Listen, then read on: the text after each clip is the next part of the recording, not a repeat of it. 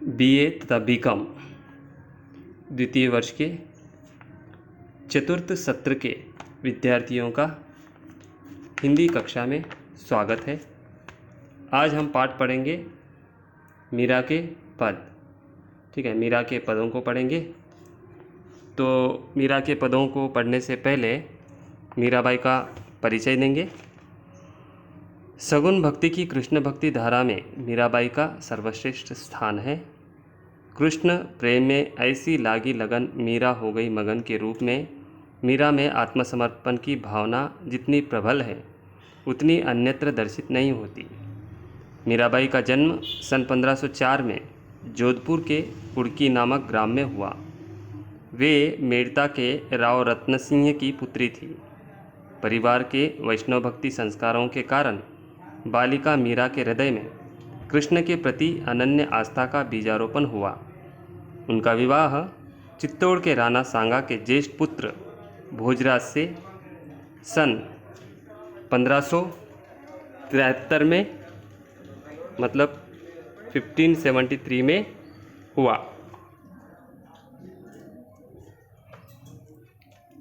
उसके बाद विवाह के 7 वर्ष पश्चात सन 1580 के आसपास मतलब 1580 के आसपास कुंवर भोजराज की मृत्यु हुई।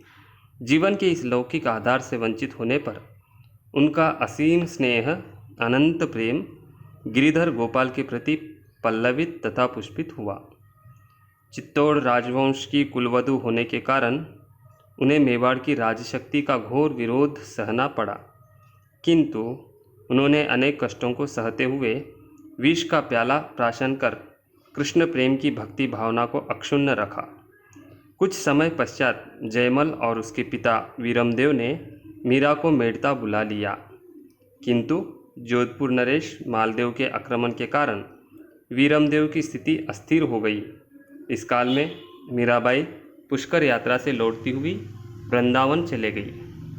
वृंदावन में उनकी कृष्ण के प्रति भक्ति धारा माधुर्य उपासना के रस में समाहित हुई। वहाँ उनकी भेंट जीव गोस्वामी से हुई।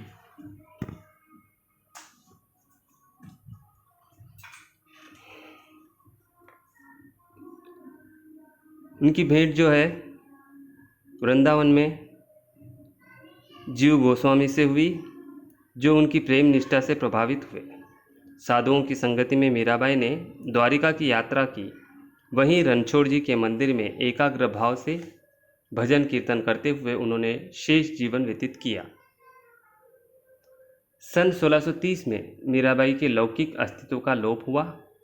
मीराबाई से संबंधित राजस्थान में 4 पुस्तकें हैं: गीत गोविंद की टीका, नरसिंह जी का मायरा, राग सोरठ पद संग्रह तथा स्फुट पद। मीराबाई की पदावली में उनके कृष्ण भक्ति रस से अपूरित हृदय का सहज प्रकाशन है। इसमें उनकी स्वानुभूति का प्रतिबिंब झलकता है। उनका समस्त काव्य माधुर्य भाव भक्ति से ओतप्रोत है। उसमें अपने प्रियतम कृष्ण के दर्शन तथा मिलन के लिए व्याकुल विरहिणी का भावोद्रेक है।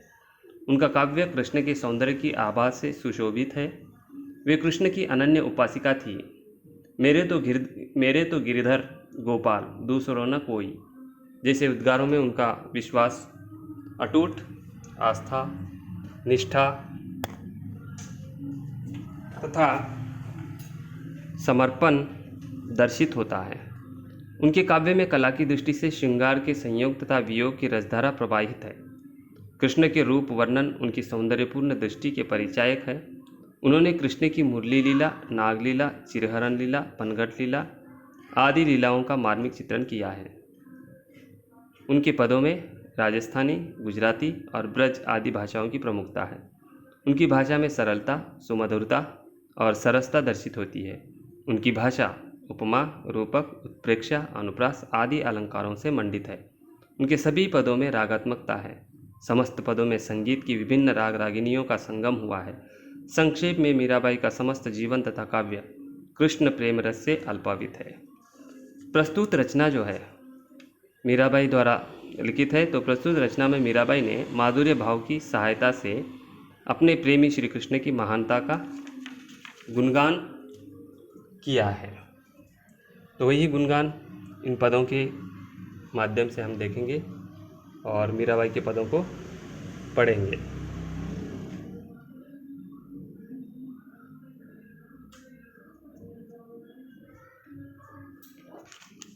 अब हम मीराबाई के पदों को पढ़ते हुए उसकी व्याख्या करेंगे और उसको समझाएंगे। मीरा मगन भई हरि के गुण गाए, सांप पिटारा राना भेजो मेरा हाथ दिया जाए। मीराबाई जो है, मीराबाई हमेशा श्री कृष्ण के हरि के गुण गाते रहती थी। तब जो है सांप का पिटारा राणा ने भेजा था। राणा ने इसलिए सांप का पिटारा भेजा था क्योंकि मीरा जो थी वह भोजराज की पत्नी थी और जैसे ही भोजराज मर जाते हैं तो मीरा ने लोक लाज को त्याग कर, लोक लाज का भान न रखते हुए उसने जो है साधु और संगति में जाकर बैठती थी और भजन कीर्तन गाती थी। तो यह सब कुछ जो है, राणा जो था वो भोजराज का भाई था छोटा और मीराबाई का देवर था, तो उसको ये सब अच्छा नहीं लगता था। मीराबाई का साधु संगति में बैठना और भजन कीर्तन करना और पर्यटन करना, ये सब उनको खटकता था। इसलिए राणा ने निश्चय कर लिया कि जैसे ही हो मेरे घर की आबरू जा रही है, ठीक है, मेरे घर की इज्जत जा रही है, इसलिए जैसे भी हो मीरा को मारना चाहा था। उसको मारने की वो कोशिश कर रहा है इन पदों में। इसलिए सांप पिटारा राणा भेजो मेरा हाथ दिया जाए। तो सांप का पिटारा जो है राणा ने भेजा मीराबाई को मारने के लिए। तो मीराबाई जो है नहाए धोए जब देखन लागी सालिग्राम गई पाए, ठीक है, नहाकर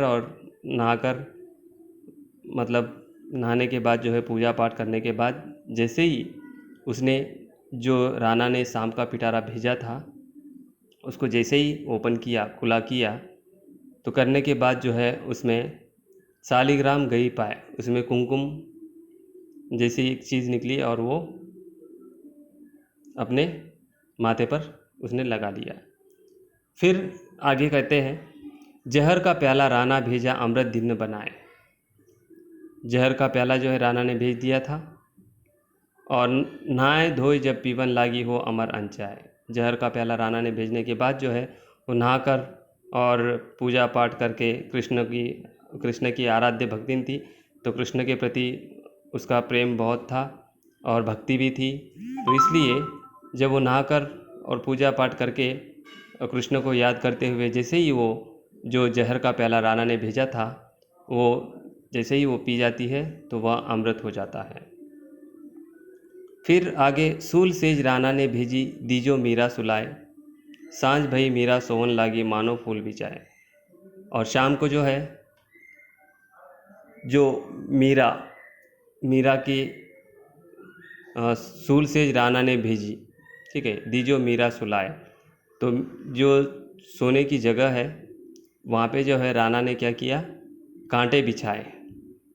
और कांटे बिछाने के बाद जैसे ही शाम को जो है सांझ भई मीरा सोवन लागी मानो फूल बिछाए, जैसे ही सांझ हो गई, शाम हो गई, शाम होने के बाद जैसे मीरा सोने के लिए तैयार हो गई, जैसे ही जाकर वो सो गई उस कांटों के ऊपर, तो मानो क्या बन गए, फूल बन गए।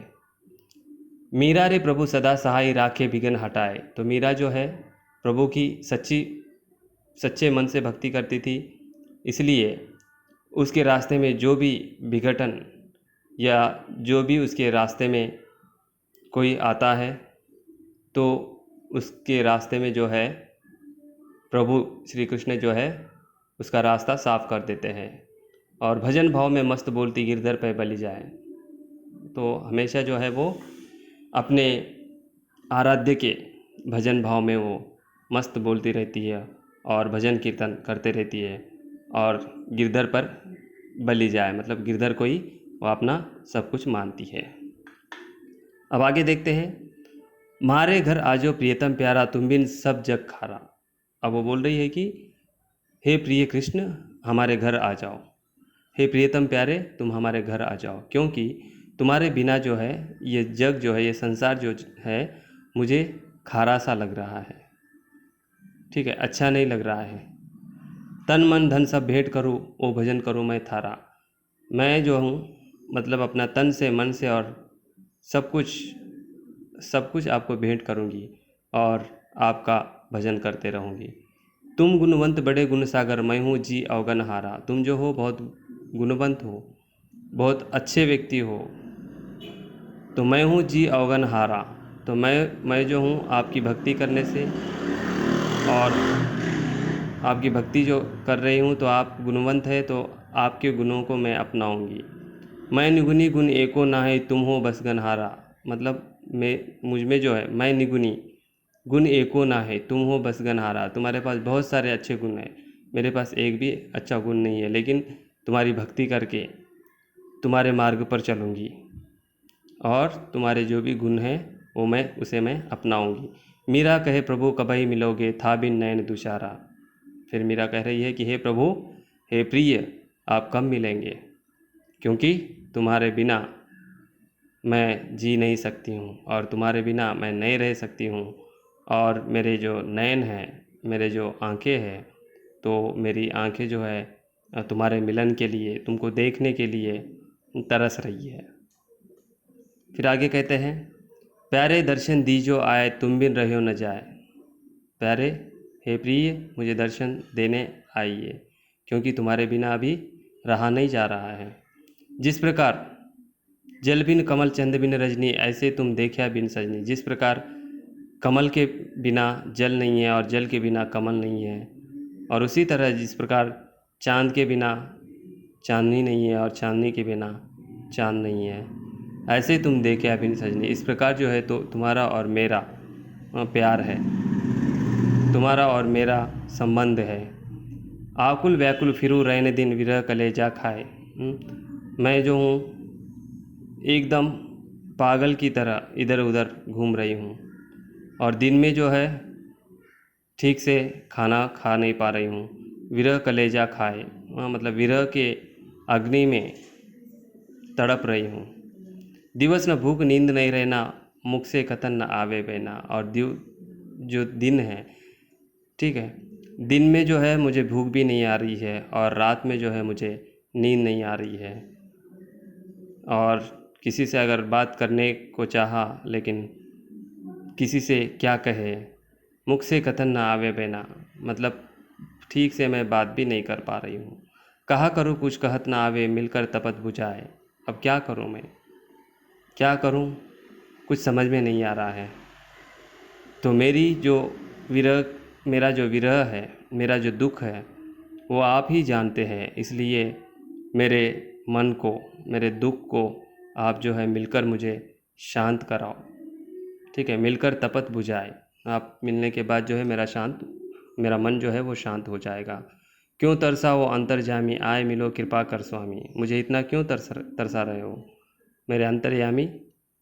हे प्रिय, मुझे इतना क्यों तरसा रहे हो और मुझ पर कृपा करके जो है मेरे स्वामी मुझे मिलने आइए। मीरा दासी जन्म जन्म की परी तुम्हारे पाएँ। और मैं जो हूँ इस जन्म जन्म में जो तुम्हारे पैर पड़ते रहूँगी और तुम्हारी दासी बनकर रहूँगी। इस प्रकार जो है हमने मीरा के दोहों को पढ़ा।